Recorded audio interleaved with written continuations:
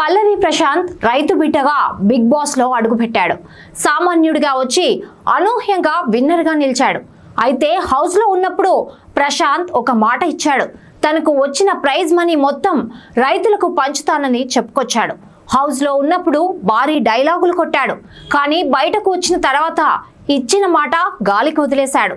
Show ముగిసి నెలలు గడుస్తున్నా ప్రశాంత్ రైతులకు సాయం చేయకపోవడంతో నెటిజన్లు ఏకిపారేస్తున్నారు. ఈ వేసవి సెలవుల్లో మీ పిల్లలకు ఇంటర్నేషనల్ స్టాండర్డ్ ఇంగ్లీష్ నేర్పించాలి అనుకుంటున్నారా? ఈ నెల 25 నుండి మే 26 వరకు మన బాన్సువాడ పట్టణంలో ప్రోమైన్స్ వారి ఆధ్వర్యంలో 6 నుండి 14 వయసు పిల్లలకు కేంబ్రిడ్జ్ వారి యంగ్ లెర్నర్స్ ఇంగ్లీష్ తరగతులు నిర్వహిస్తున్నారు. మరిన్ని వివరాలకు 9100323912 నెంబర్ పై సంప్రదించండి. ప్రశాంత్ విన్నర్ అయ్యాడంటే అది రైతుల కుటుంబాల మద్దతు వల్లే జరిగింది.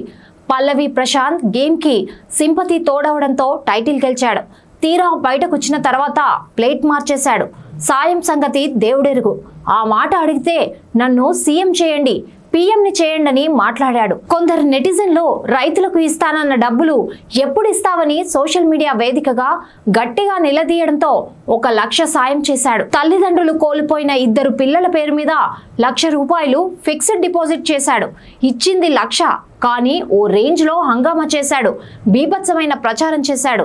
తన గురువు శివాజీ చేతుల మీదుగా డబ్బులు ఇప్పించాడు. ఆ సాయం చేసి 2 నెలలు అవుతున్నా మరో సాయం చేయలేదు. కానీ శివాజీకి మాత్రం తన శిష్యుడు ఇచ్చిన మాట తప్పాడు అంటే కోపం వచ్చింది. ప్రశాంత్ ని నిలదీసినట్టు రాజకీయ నాయకులను ఎందుకు అడగరు అంటూ ఫైర్ అయ్యాడు. మరోవైపు ప్రశాంత్ భారీగా సంపాదిస్తున్నాడు అని టాక్. షాపింగ్ మాల్ ఓపెనింగ్స్ కి వెళ్తే 2 నుండి 3 లక్షలు తీసుకుంటున్నాడట. రీసెంట్ గా అతనికి 15 లక్షల విలువ చేసే డైమండ్ నెక్లెస్ జాస్ అలుకాస్ వారు ప్రెజెంట్ చేశారు. అంతా బాగానే ఉంది కానీ రైతులకు ఇవ్వాల్సిన 35 లక్షల సంగతేంటి? అసలు ఎప్పుడు పంచుతారు నువ్వు నీ గురువు శివాజీ అంటూ నెటిజన్లు ఏకిపారేస్తున్నారు. హలో పీపుల్, నేను మీ సంజు అఫీషియల్. సో మనం వచ్చేసి ఎస్ఆర్ న్యూస్ని సబ్స్క్రైబ్ చేసుకుందాం, లైక్ చేసుకుందాం, మరికొన్ని అప్డేట్స్ కోసం వెయిట్ చేస్తూ ఉందాం.